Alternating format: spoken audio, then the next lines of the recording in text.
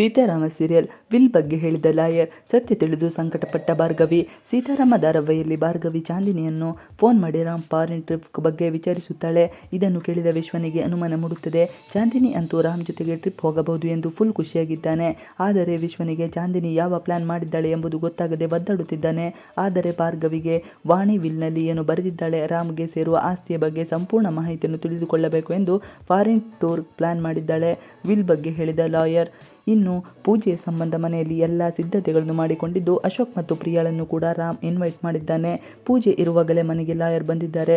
ಭಾರ್ಗವಿ ಲಾಯರ್ನ ಮಾತನಾಡಿಸಿದ್ದು ತಾತನ ರೂಮ್ಗೆ ಕಳುಹಿಸಿದ್ದಾಳೆ. ತಾತನ ರೂಮ್ಗೆ ರಾಮ್ ಕೂಡ ಬಂದಿದ್ದು ಇದೇ ಸಂದರ್ಭದಲ್ಲಿ ತಾತ ಅನಿವಾರ್ಯವಾಗಿ ಹೊರಗೆ ಎದ್ದು ಬರಬೇಕಾಗುತ್ತದೆ. ಆಗ ರಾಮ್ಗೆ ವಿಲ್ ಬಗ್ಗೆ ಸಂಪೂರ್ಣ ಮಾಹಿತಿಯನ್ನು ಕೊಡಿ ಎಂದು ಲಾಯರ್ ಹೇಳಿ ಬಂದಿರುತ್ತಾರೆ.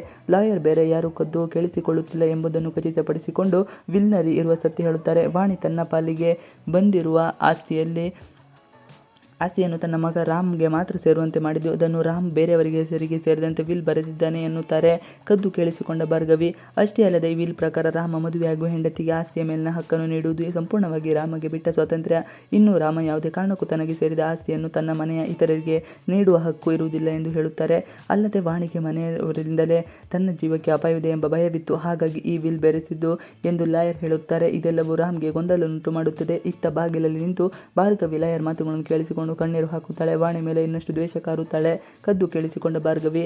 ಅಷ್ಟೇ ಅಲ್ಲದೆ ಈ ವಿಲ್ ಪ್ರಕಾರ ರಾಮ ಮದುವೆಯಾಗುವುದು ಹೆಂಡತಿಯ ಆಸ್ತಿ ಮೇಲಿನ ಹಕ್ಕನ್ನು ನೀಡುವುದು ಸಂಪೂರ್ಣವಾಗಿ ರಾಮ್ಗೆ ಬಿಟ್ಟ ಸ್ವಾತಂತ್ರ್ಯ. ಇನ್ನು ರಾಮ ಯಾವುದೇ ಕಾರಣಕ್ಕೂ ತನಗೆ ಸೇರಿದ ಆಸ್ತಿಯನ್ನು ತನ್ನ ಮನೆಯ ಇತರಿಗೆ ನೀಡುವ ಹಕ್ಕು ಇರುವುದಿಲ್ಲ ಎಂದು ಹೇಳುತ್ತಾರೆ. ಅಲ್ಲದೆ ವಾಣಿಗೆ ಮನೆಯವರಿಂದಲೇ ತನ್ನ ಜೀವಕ್ಕೆ ಅಪಾಯವಿದೆ ಎಂಬ ಭಯವಿತ್ತು, ಹಾಗಾಗಿ ವಿಲ್ ಬರೆಸಿದ್ದು ಎಂದು ಲಾಯರ್ ಹೇಳುತ್ತಾರೆ. ಇದೆಲ್ಲವೊಂದು ರಾಮ್ಗೆ ಗೊಂದಲ ಉಂಟು ಮಾಡುತ್ತದೆ. ದೇಸಾಯಿ ಮನೆಗೆ ಬಂದ ಸೀತಾ. ಮನೆಗೆ ಸೀತಾಳನ್ನು ಪೂಜೆಗೆಂದು ಸೀತಾ, ಸಿಹಿ ಹಾಗೂ ಅವರಿಗೆ ಅತ್ತಿಗೆ ಸುಲೋಚನಾ ಮತ್ತು ಅಣ್ಣ ಸುದೇಶ್ ಕೂಡ ಆಗಮಿಸುತ್ತಾರೆ.